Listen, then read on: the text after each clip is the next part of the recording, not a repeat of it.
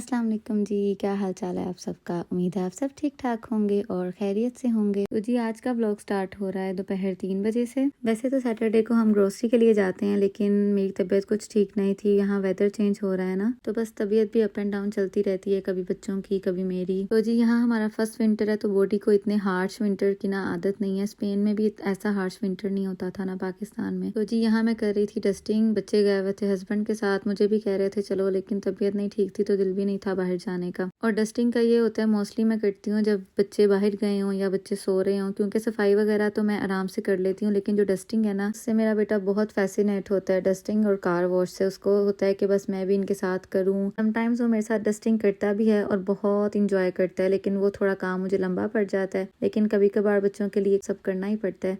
लेकिन जब तबीयत ठीक ना हो ना, तो इंसान का ज़्यादा काम करने का क्या, तो काम करने का ही दिल नहीं करता। तो यहाँ मैंने टेबल साफ़ करके उस पर कवर लगा के उसे सेट कर दिया, क्योंकि हस्बैंड का कॉल आ गया था कि उनके फ्रेंड ने आना है। तो टेबल का कवर लगा के उसे सेट कर दो ना, तो थोड़ा प्रेजेंटेबल लगता है। तो खैर यहाँ मैं डस्टिंग कर रही थी, तो मेरे हस्बैंड मेरे बेटे को ड्रॉप करने आ गए कि वो रास्ते में सो रहा था और उनको जाना था कहीं दूर। तो उन्होंने कहा चलो मैं इसे घर छोड़ देता हूँ, आराम से सो जाएगा और मैं आराम से वहाँ शॉपिंग कर लूंगा। खैर जब वो घर आया, वो इतना फ्रेश था कि वो कहे मैंने तो अब बिल्कुल नहीं सोना क्योंकि समटाइम्स ऐसा होता है ना, बच्चा गाड़ी से उतरते उतरते ही बिल्कुल फ्रेश हो जाता है। खैर ये यहाँ पर खेल रहा था और शुक्र है मैंने डस्टिंग पहले कर ली थी, बस ये विंडो रह गई थी। तो मैंने इसको कंजर्वेटरी में भेजा कि तुम थोड़ा खेलो, तो मैं जल्दी से डस्टिंग कर लेती हूँ। तो यहाँ फिर मैंने इसका ट्राउजर चेंज कर दिया था, क्योंकि पैंट में ये ज्यादा कंफर्टेबल नहीं होता। और फिर मेरे हस्बैंड आ गए टेबल लेकर। तो खैर कॉफी टेबल थी और काफी अच्छी थी। बच्चे भी काफी एक्साइटेड थे इसको असेंबल करने के लिए, और देखें काफी हेल्प करवा रहे थे उनकी। और जब ये टेबल असेंबल करके फ्री हुए ना, तो बस इतना गंद था कि मुझे दोबारा से जो है ना सारा वैक्यूम करना पड़ा। और यहाँ जी हो गया था शाम का टाइम, तो मेरे हस्बैंड जो है बाहर से खाना ले आए थे और मीट ले आए थे। आज मैंने कुछ कुक भी नहीं किया था, तो बस हस्बैंड भी ले आए बाहर से। और यहाँ फिर मैं बना रही थी कस्टर्ड, क्योंकि सुबह खाने के साथ मुझे बनाना था लबे शीरी। तो जब भी मैंने लबे शीरी बनाना होता है ना, तो कस्टर्ड मैं एक रात पहले ही तैयार कर लेती हूँ। वो ये होता है ना कि ठंडा हो जाता है अच्छा ना, तो वो फिर लबे शीरी ना इजीली बन जाता है। बस आपको हर चीज मिक्स करनी होती है। और वैसे भी ठंडा डिजर्ट अगर अच्छी तरह ठंडा ना हो तो उसका मजा नहीं आता। और फिर नेक्स्ट मॉर्निंग नाश्ता वगैरह करके फिर मैंने खाने की तैयारी शुरू की। यहाँ मैं बना रही थी शिनवारी। अच्छा, जब से मैंने शिनवारी अपने हस्बैंड को खिलाई है ना, तो उनको कढ़ाई पसंद ही नहीं आती है, और इस बात को 3-4 साल तो हो गए हैं ना। और घर में जो भी गेस्ट आते हैं और मैं बनाती हूँ, उनको भी बहुत पसंद आती है। तो हमारे घर में तो शिनवारी ही बनती है, कढ़ाई बिल्कुल ही नहीं बनती है।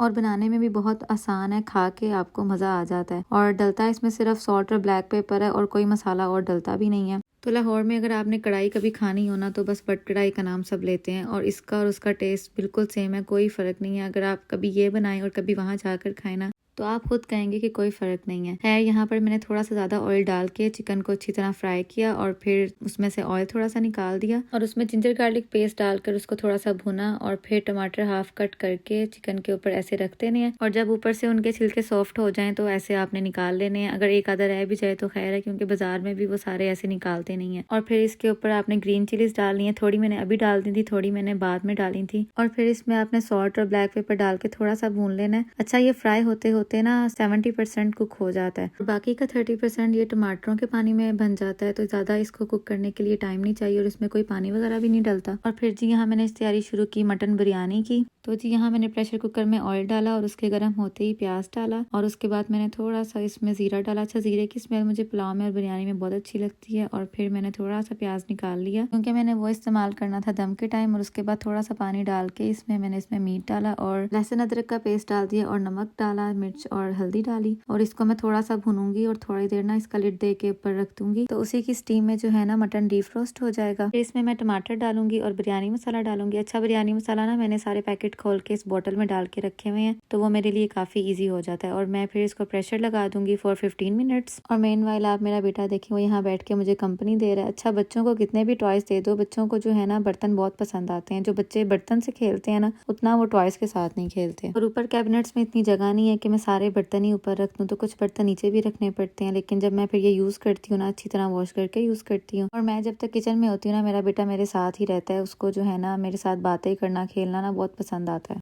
खैर जी यहाँ मैंने खड़े मसाले और नमक डाल के चावल बॉयल किए, और फिर मैंने इसको दम लगाया। अच्छा, मैं ना दम हमेशा गीले रुमाल का लगाती हूँ, और लगाती हूँ कम से कम 20 to 25 मिनट्स का। तो उससे पुलाव हो या बिरयानी हो, बड़ी मजे की बनती है, क्योंकि अच्छा दम लगा हो तो अच्छा जायका आता है चावलों में। तो जी यहाँ खाना तैयार हो गया था और अब बारी थी डिज़र्ट की। तो यहाँ मैंने सवैयाँ बॉयल की और ये थे नान जो मैंने शिनवारी के साथ सर्व करने थे। और जब सवैयाँ बॉयल हो गई तो मैंने उसे ठंडे पानी का वॉश दे दिया था और यहाँ मैंने कस्टर्ड निकाला था तो वो अच्छा ठंडा हुआ था। और फिर यहाँ मैंने इसमें 2 तरह की क्रीम डाली थी, एक एक्स्ट्रा थिक क्रीम डाली थी और एक सिर्फ डबल क्रीम डाली थी। डबल क्रीम मैंने सिर्फ हाफ डाली थी कि अगर इसकी कंसिस्टेंसी मेरे मुताबिक हो जाए, लेकिन जो है इसकी कंसिस्टेंसी मुझे और लिक्विडी करनी थी तो फिर मैंने इसमें बाकी हाफ भी डाल दी थी। अगर आपके पास क्रीम ना हो तो आप इसमें मिल्क डाल के भी कंसिस्टेंसी अपने मुताबिक कर सकते हैं। और जब कंसिस्टेंसी मैंने अपने मुताबिक कर ली थी फिर मैंने इसमें फ्रूट डाले थे, पाइनएप्पल, बनाना, और मैंने इसमें डाला था एप्पल, और एंड पर मैंने इसमें वॉलनट डाले थे। आपके पास जो भी फ्रूट अवेलेबल हो आप इसमें डाल सकते हैं। अच्छा, यहाँ पर मैंने एप्पल पील नहीं किए थे, इसमें ऐसे ही डाले थे क्योंकि जो है ना पील किए बगैर इसका क्रंच ना ज्यादा इसमें रहता है। खैर यहाँ मैंने बाकी फ्रूट कटिंग की और चेंज मैंने पहले ही कर लिया था और इसमें सिर्फ मैंने मिक्स करना था।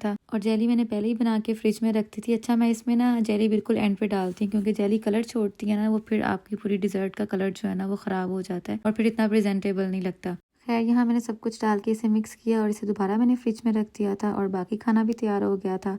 और यहाँ मैंने बर्तन वगैरह भी निकाल लिए थे, लेकिन हमारे गेस्ट थोड़े से लेट हो गए थे आने में। और सैलड मैंने कट करके रखा हुआ था और प्याज मैंने सेपरेट उसमें नमक डाल के रखा हुआ था और बर्तन भी धो के रखे हुए थे। यहाँ जी हमारे गेस्ट आ गए थे और बच्चे एक्साइटेड थे उनको वेलकम करने के लिए। खैर हमने खाना वगैरह खाया और डिजर्ट वगैरह फिर मैंने सर्व की। और जी ये कुछ गिफ्ट्स आए थे हमारे लिए। आज का व्लॉग यहीं ख़त्म करते हैं, मिलते हैं जल्दी नेक्स्ट व्लॉग में। तब तक के लिए अपना बहुत ख्याल रखिएगा और मुझे भी दुआ में याद रखिएगा। अल्लाह हाफ़िज़।